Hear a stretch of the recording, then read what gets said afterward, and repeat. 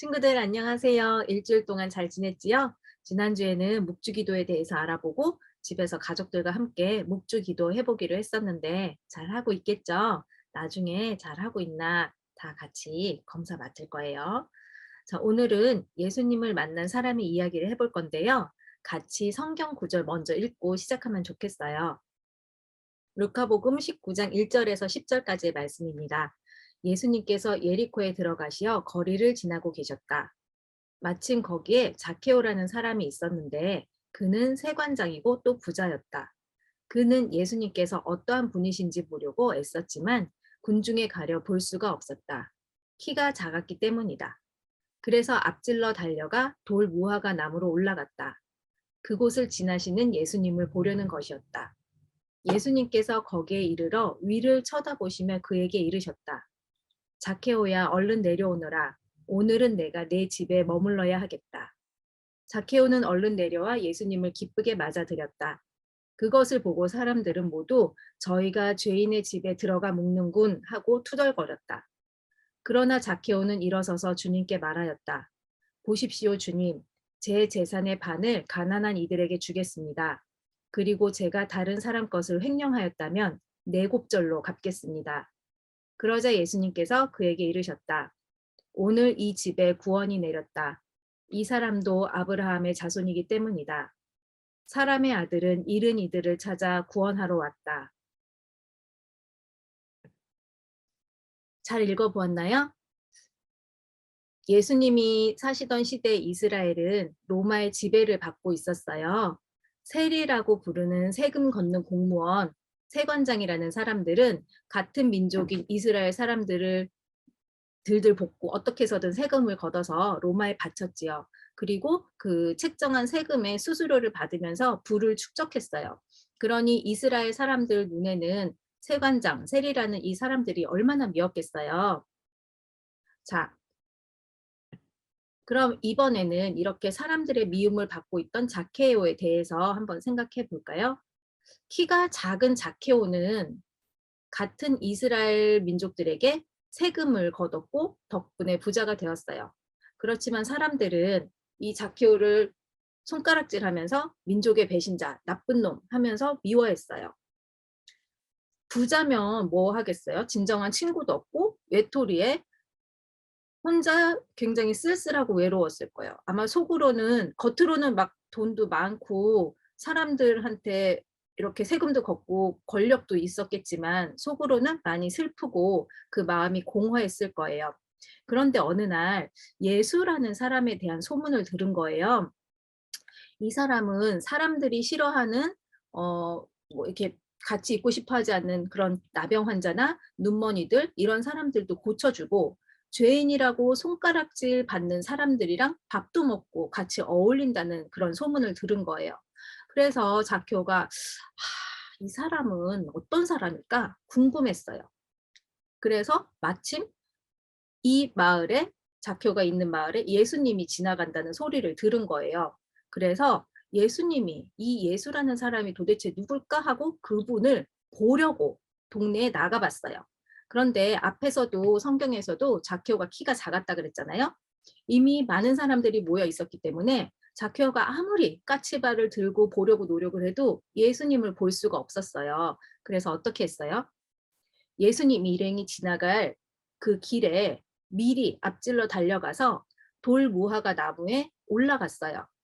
키가 작은 자케오가 막 낑낑거리면서 나무 위로 올라가는 모습을 친구들 한번 상상을 해 보세요. 그렇게 나무 위에서 기다리고 있어요. 그림에 보이죠? 그때 예수님께서 그 길을 지나가시다가 얼굴을 들어서 자케오를 바라보신 거예요. 그때 예수님과 자케오가 눈이 마주쳤을 때 그 자케오의 마음이 어땠을까 한번 상상을 해 보시겠어요? 선생님은 이렇게 이 자케오와 예수님의 눈이 마주쳤을 때를 그때를 상상하면은 막 심장이 쿵쾅쿵쾅 거려요. 얼마나 떨리고 설레고 부끄럽기도 하고 기쁘고 그랬을까요? 아무튼 그래서 예수님께서는 자케오에게 "나무에서 내려와라. 오늘 내가 너희 집에 가서 좀 머물러야겠다."라고 하셨어요. 그랬더니 거기 여기 밑에 있던 사람들이 어떻게 했어요? 박수 친 게 아니라 막 뭐라 그랬어요. "저 사람 죄인인데 죄인의 집에 왜 가냐. 안 된다." 그리고 막 야단을 쳤겠죠. 그러던 중에 엄청난 일이 벌어졌어요. 자케오가 예수님께 재산의 반을 사람들에게 나눠 주고 제가 다른 사람에게 잘못한 일이 있다면 4 배로 갚아 주겠다고 하는 거예요. 왜 자케오가 그런 말을 했을까요? 예수님이 무슨 말씀을 자케오에게 하셨을까요?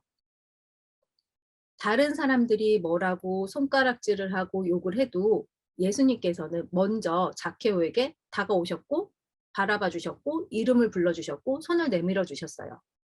자케오는 이런 사랑이 가득 담긴 예수님의 눈빛과 음성에 아마 그 돌처럼 차가웠던 마음이 다 사르르 녹았나 봐요.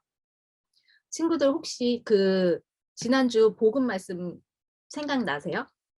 어떤 부자가 예수님께 "어떻게 하면은 하늘나라에 올라가 들어갈 수 있겠냐."고 물었는데 예수님께서 뭐라 그러셨냐면은 "내가 가진 재산을 다 가난한 사람에게 나눠 주고 나를 따라라."라고 하고 했어요. 그랬더니 부자가 어떻게 했어요? 그렇게 했나요?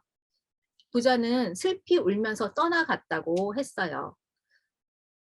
부자는 그 많은 재산을 포기할 수가 없었던 거예요. 결국에는 재산 대신에 예수님을 포기를 했어요. 예수님을 선택한 게 아니라. 하늘나라를 포기한 거죠. 그렇지만 자케오는 자신의 재산 대신에 예수님을 선택하고 그동안 자신이 지은 죄를 뉘우쳤어요. 예수님께서는 그런 자케오를 감싸 주시고 용서해 주시고 구원받았다라고 말씀을 해 주셨어요.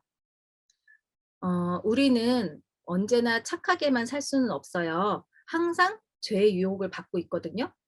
친구들이 그렇지만 우리를 사랑하시는 예수님께서 십자가에서 돌아가시면서 우리의 모든 죄를 이미 다 없애 주셨어요. 그래서 우리는 눈처럼 깨끗한 하느님의 자녀예요. 친구들도 지금은 예수님에 대한 어떤 뭐 열렬한 믿음 이런 것보다는 그냥 '예수님이 누굴까? 궁금하다. 알아보고 싶다.' 이 정도의 호기심만 있을 수도 있어요. 그래도 좋아요. 예수님께서는 언제나 우리 손을 잡고 계세요.